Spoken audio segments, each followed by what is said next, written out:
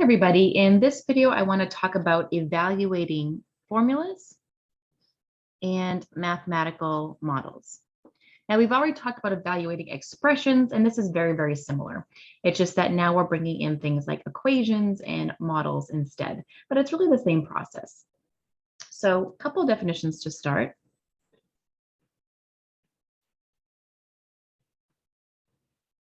An equation is formed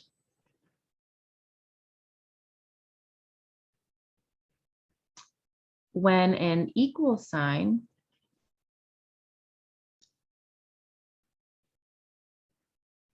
is placed in between two algebraic expressions. So the big thing here is that your equations have equal signs, whereas your expressions do not. So that's the biggest thing that people probably mix up, because we kind of tend to use those words interchangeably sometimes, but they're really different. So an equation actually does have an equal sign, whereas an expression does not. So for instance, an expression would be something like 2x plus 5, whereas an equation would be 2x plus 5 equals 7. So we're bringing in that equal sign here to make it an equation. So there's your key difference here. But for evaluating purposes, they really work the same way.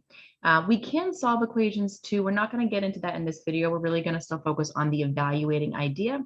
But of course, we can take equations further than expressions, right? Because we can actually solve for solutions. But for today, or for now, we're not going to worry about that. Now, we also do have special kinds of equations called formulas. So a formula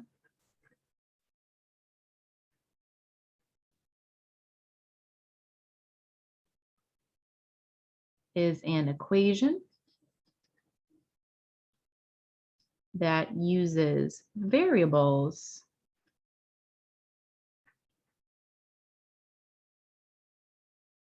to express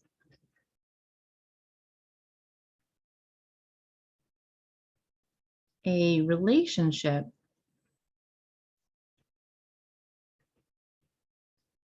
between two or more quantities.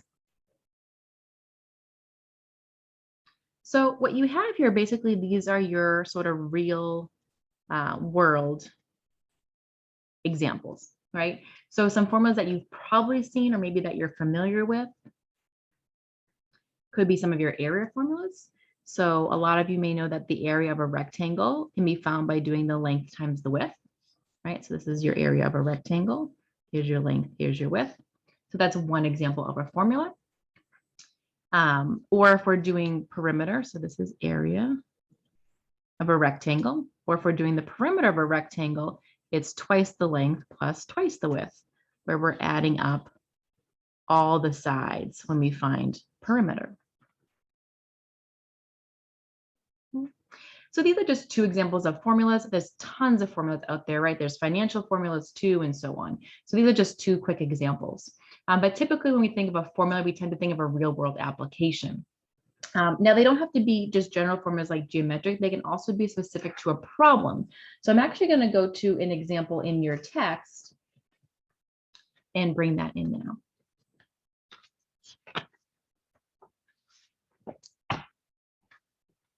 All right. So this example is from the College Algebra Blitzer test, and it's in P1. It's example 2 in the 8th edition. And I'm just going to write in the basics examples here because I thought it was a nice example. So I'm just going to bring that one in. All right. So there is a bar graph, which I'll show you in a minute, but it shows the average cost of tuition and fees for public four-year colleges adjusted for inflation.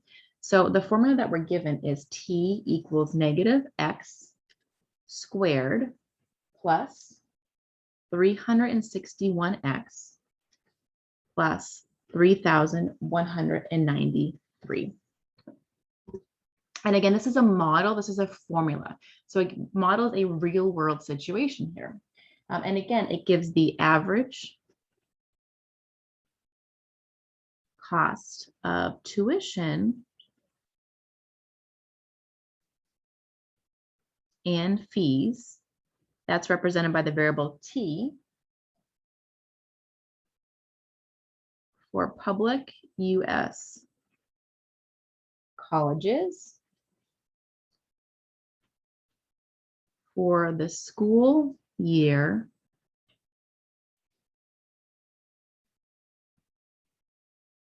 ending X years after 2000.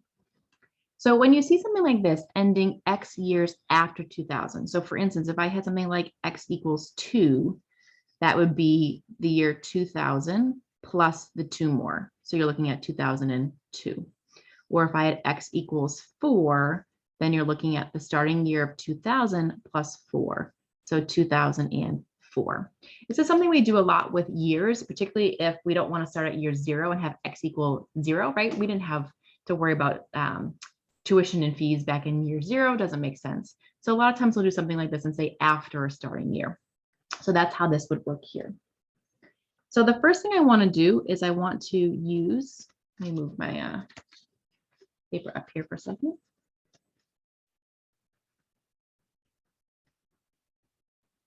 Use the formula to find the average cost of tuition and fees for the school year ending in 2020.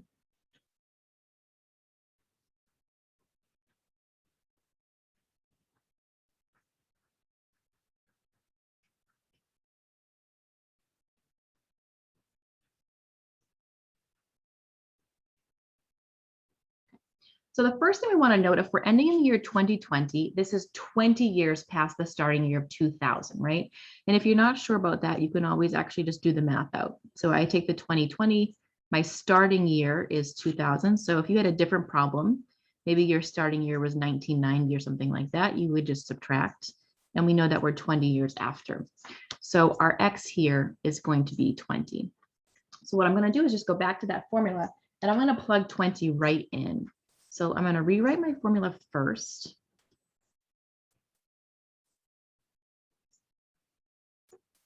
And we're just evaluating here. So we're just using that formula to figure out what happens in a specific year. So I'm going to go ahead and anytime I see an X, I'm going to replace it with 20.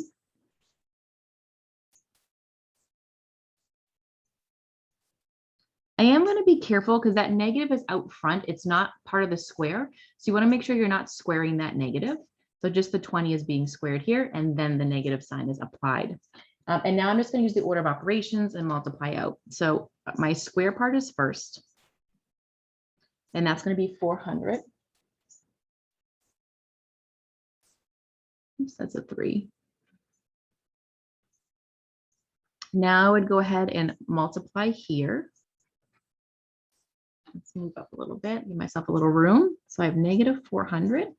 And this one you multiply out is going to be 7,220. And I would just use a calculator there, of course. I just already have the numbers done out. And then I'm going to add or subtract as I need to from left to right here. And when you do that, again, you could use your calculator to help you there. You're going to get 10,013. So remember what the question was asking. So it's asking for the average cost of tuition or fees ending the year 2020. So this would be your cost of tuition and fees. So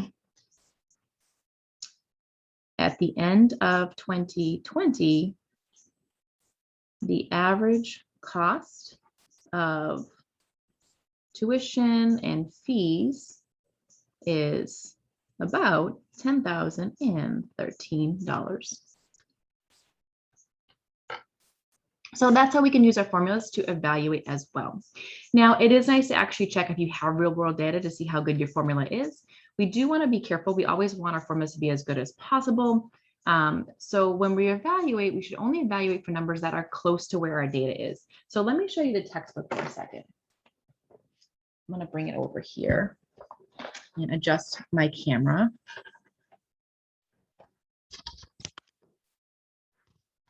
Okay. So here's the example, and you can see we actually do have real world data for years 2000 through 2020 every other year. So we have a lot of data to start with. So the model would have been based on this.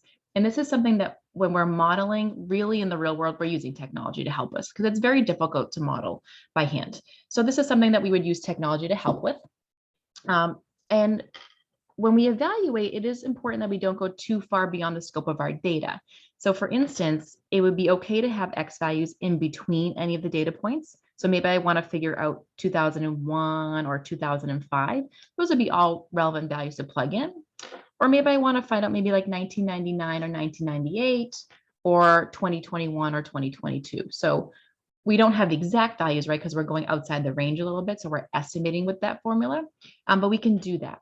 We do want to be careful, though, that when we evaluate with real world data formulas, that we don't go too far beyond. So for instance, my data ends in 2020. I probably don't want to use this formula to evaluate for 2030. That's 10 years away. That's a pretty long time away compared to my last data point here, considering I only have 20 years of data. So we just want to make sure when we evaluate, we keep our numbers pretty close. If we go too far beyond the scope of the original data, then our estimates can be really far off. A lot of things can happen in 10 years. So just one thing to keep in mind as you're evaluating, make sure your values are either within the data or just outside the data. Otherwise, it's really not going to be a good estimate for you. Now, the other question that's here, for example, B, and I'm just going to scroll down a little bit so you can read it. And if you want to add this part to your notes too, you can, I recommend it. So it says, the figure shows that the average cost of tuition and fees for the school year ending in 2020 was actually $10,440, right? So if you look up at the picture, you can see that, it actually was $10,440, and our estimate was a little bit lower than that. We had $10,013. So you can see that it's a little bit off. Our models are never going to be perfect when it's using real world data, but that's okay. So we may also want to ask ourselves questions like, what is the difference between these values, right? So the actual value was $10,440. Our formula gave us $10,013. So we were off by $427. We can find that just by subtracting. And we would note that our formula actually underestimates the actual value, right? Because it's lower. If our formula overestimated, it would be too high compared to the actual value. So that's something else we tend to look at too when we're using these real models, particularly if we're comparing it to the actual data, is how well did our model do? Ours did pretty well, but it was still off by $400. So it's something to keep in mind.